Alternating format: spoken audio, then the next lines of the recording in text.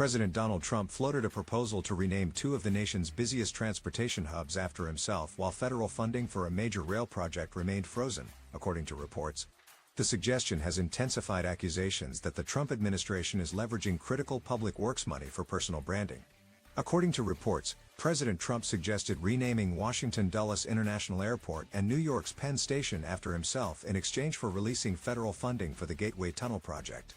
Trump administration officials conveyed the renaming request to Chuck Schumer, Senate Minority Leader and a New York Democrat.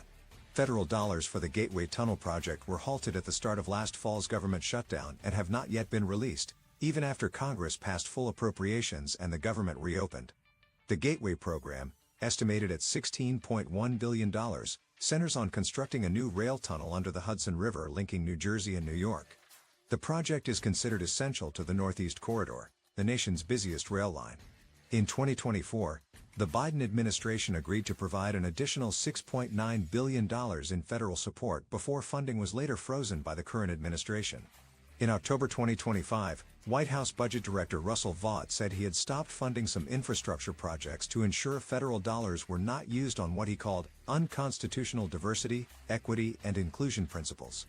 New York and New Jersey have filed lawsuits to force the release of the appropriated funds, with project officials warning that construction could soon stop without federal backing, potentially triggering thousands of layoffs and delaying a project seen as vital to the regional economy.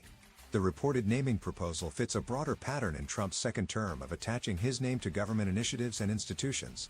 These efforts have included launching a prescription drug website branded Trump RX and proposing a $5 million pathway to permanent residence labeled Trump Gold Cards. In December 2025, the Trump administration also renamed the U.S. Institute of Peace and added Trump's name to the Kennedy Center through a board vote, moves that drew lawsuits and public backlash. Democratic lawmakers reacted angrily to the reported proposal. Senator Kirsten Gillibrand said, "This is ridiculous. These naming rights aren't tradable as part of any negotiations, and neither is the dignity of New Yorkers." Representative Richie Torres described the idea as ransom demands, while Representative Suha Subramaniam vowed to fight any effort to even remotely consider renaming Dulles Airport. On the other hand, some Republicans applauded the suggestion.